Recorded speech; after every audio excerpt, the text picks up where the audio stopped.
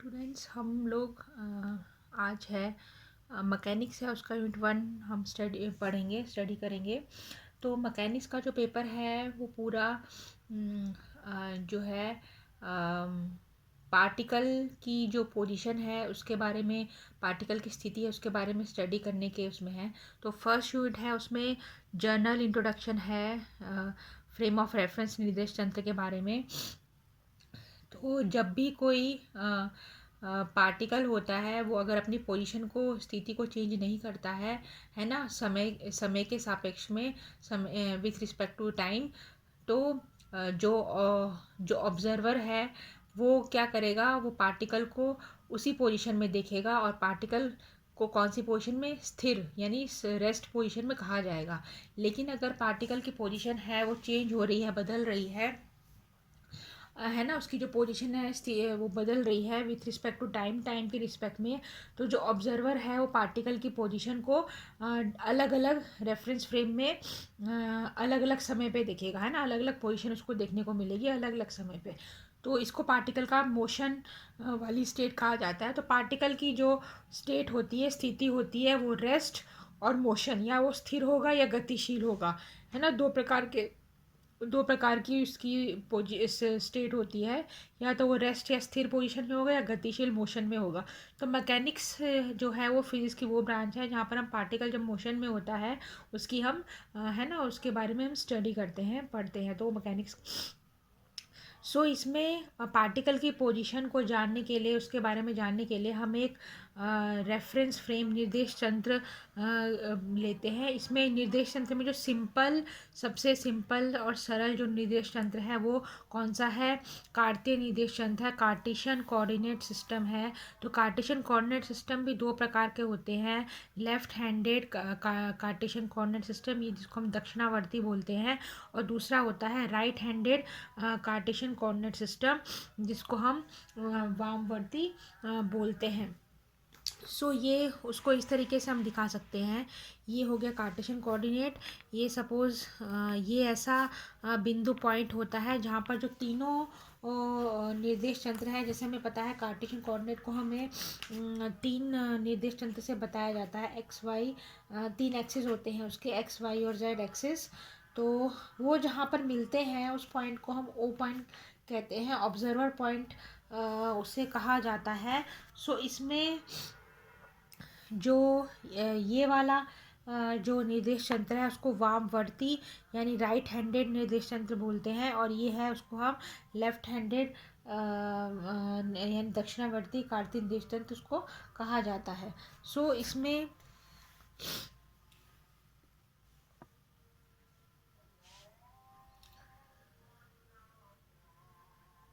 इसमें जो है ये लेफ्ट हैंड है, लेफ्ट हैंड को हम वामवर्ती, ये लेफ्ट हैंड है, ये राइट हैंड है।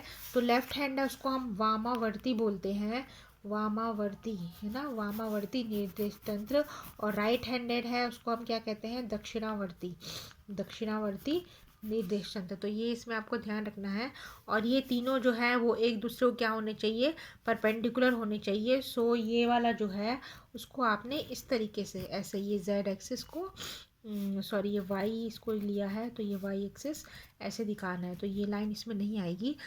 इस तरीके से दो है ना, कार्टेशियन कोऑर्डिनेट सिस्टम होते हैं, दो प्रकार के उसको लेते हैं। ये लेफ्ट हैंडेड है जिसको वामवर्ती बोलते हैं, ये राइट हैंडेड जिसको दक्षिणावर्ती निर्देशन कहा जाता है। तो ये एक सरल निर्देश तंत्र है जिससे जो भी अगर पार्टिकल की स्थिति है ना, उसका हम ये रेफरेंस फ्रेम को लेके कंसीडर करके उसके बारे में ऑब्जर्व करके हम इजीली उसके बारे में है ना बता सकते हैं, उस ऑब्जेक्ट के बारे में, ऑब्जेक्ट है या बॉडी है या पार्टिकल, आप समझ सकते हो। अच्छा, इसमें अब जो निर्देश तंत्र है यानी फ्रेम ऑफ रेफरेंस है, सबसे सिंपल जो फ्रेम ऑफ रेफरेंस है वो कार्तीय निर्देश तंत्र होता है, कार्टेशियन कोऑर्डिनेट सिस्टम होता है, इसके बारे में हमने पढ़ा। दो प्रकार के होते हैं, लेफ्ट हैंडेड और राइट हैंडेड, वह है ना। तो अब निर्देश तंत्र जो होते हैं वो दो प्रकार के होते हैं। एक होता है इनर्शियल फ्रेम ऑफ रेफरेंस कहते हैं, जड़त्वीय निर्देश तंत्र। दूसरा होता है non inertial frame of reference, जिसको हम अजड़तीय निर्देश तंत्र कहते हैं। तो इनर्शियल फ्रेम ऑफ रेफरेंस किसे कहते हैं? जड़तीय निर्देश तंत्र। अगर कोई भी सिस्टम में, कोई भी तंत्र में एक फ्री ऑब्जेक्ट है और वो कोई भी प्रकार का बल या एक्सेलरेशन है ना, एक्सपीरियंस नहीं करता है, तो उस स्थिति में जो ऑब्जेक्ट है वो क्या रहेगा? स्थिर रहेगा, है ना, नॉन एक्सेलरेट रहेगा।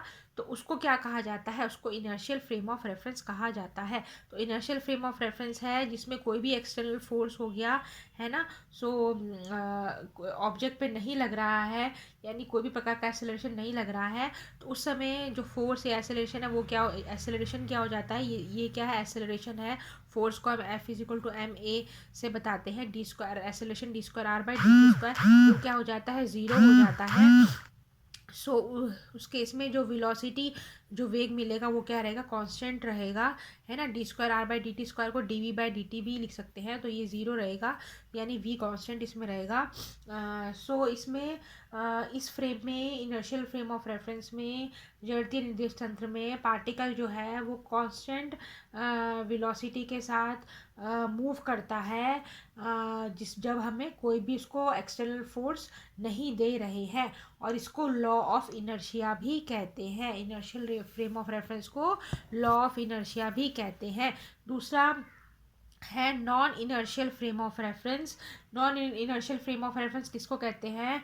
ये वो फ्रेम ऑफ रेफरेंस होता है जिसमें जो पार्टिकल का मोशन होता है वो एक्सेलरेट होता है इन मतलब एक्सटर्नल फोर्स की एब्सेंस में, है ना। क्या होता है? एक्सेलरेट होता है पार्टिकल, तो उसको non inertial frame of reference कहा जाता है, अजड़त्वीय निर्देश तंत्र उसे कहा जाता है। ये इसका एक एग्जांपल मैं आपको बताती हूँ। जैसे सपोज आप बस में जा रहे हो और आपको कोई प्रकार का है ना, ट्रेन में जा रहे हो, बस में जा रहे हो, आपको कभी कभी क्या होता है, कभी कभी आप पीछे की तरफ धकेलते हो, मीन्स एक तरह का एक्सेलरेशन आपको लगता है, जबकि आपको किसी ने धक्का नहीं दिया है, कोई भी एक्सटर्नल फोर्स आप पे अप्लाई नहीं हुआ, फिर भी आप बस में बैठे हो, ट्रेन में बैठे हो, तो आपको अचानक पीछे की तरफ बैकवर्ड्स, है ना, धक्का लगता है। सो इसको, ये क्या है? Non inertial frame of reference, यानी अजड़त्वीय निर्देश तंत्र की आप इस तरीके से कल्पना कर सकते हो। तो इसमें हम मान लेते हैं एक फ्रेम एस प्राइम है, एस प्राइम एक फ्रेम मान लेते हैं, है ना, एस प्राइम है, वो एक फ्रेम है इसमें, और उस फ्रेम में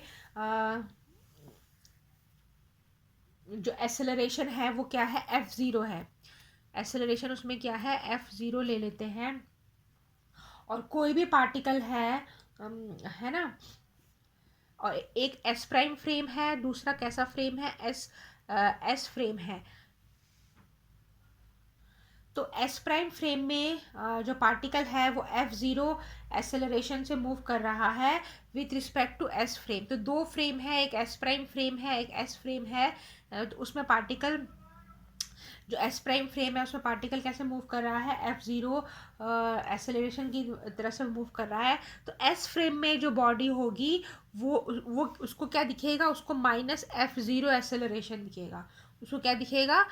एस, है ना, -F0 एक्सेलरेशन दिखेगा। तो पार्टिकल F0 एक्सेलरेशन उसको लग रहा है, तो एस फ्रेम में जो ऑब्जर्वर होगा उसको -F0 एक्सेलरेशन दिखाई देगा। सो ये, तो जो नेट एक्सेलरेशन है ना, जो नेट एक्सेलरेशन है वो क्या होगा? इट इज़ इस तरीके से उसको ले सकते हैं। तो F prime is equal to F1 minus F0। तो यहाँ पर F0 है, वो एक्सेलरेशन है एस प्राइम फ्रेम का, और -F0 की जगह हमने F1 ले लिया है। सो जो नेट एक्सेलरेशन, जो फोर्स लगे है ना, एक्सेलरेटेड है, तो वो F prime is equal to F1 minus F0 है। अब इसमें आप ले सकते हो, ये F आपने अलग रखने हैं, ये एक्सेलरेशन वाला F है, और ये एक्सेलरेशन वाला F है, तो इसको F प्राइम ऐसे लिया है। सो जो फोर्स इसमें अपेरेंट है ना, जो फोर्स है पार्टिकल का जो ऑब्जर्व हो रहा है, जो दिख रहा है, वो F, ये स्मॉल f से दिखा दिया है, स्मॉल f है, उससे फोर्स दिखा दिया है F prime is equal to M F prime. तो F प्राइम इसमें क्या एक्सेलरेशन लिया है, तो F prime is equal to M F prime होगा। तो F प्राइम को हम ये लिख सकते हैं F1 माइनस F0। तो ये हो जाएगा F1 F1 प्लस F0, क्योंकि जो ऑब्जर्व हो रहा है वो कितना हो रहा है, -F0 हो रहा है। सो इसलिए इसको ये क्या हो जाएगा, F1 प्लस F0। तो यहाँ पर F1 है वो फोर्स क्या है, मेज़र किया गया है इनर्शियल फ्रेम एस में। तो F1 इसमें है, F1 इसमें जो क्या है वो फोर्स है। तो ये इसको छोटा F1 आप दिखा सकते हो। तो F1 इसमें वो फोर्स है जो मेज़र किया गया है इनर्शियल फ्रेम एस में, और है ना। तो जब इसमें ये ज़ीरो होगा, F1 ज़ीरो होगा, तो द पार्टिकल क्या है, फ्री होगा इनर्शियल फ्रेम में, और अपेरेंट फोर्स लगेगा F prime is equal to F0 prime, है ना। तो तब हमें क्या लगेगा, F prime is equal to F0। तो ये फोर्स आपको इसमें लगेगा जब इसमें F1 इज इक्वल टू 0 होगा, ठीक है, इनर्शियल फ्रेम में। और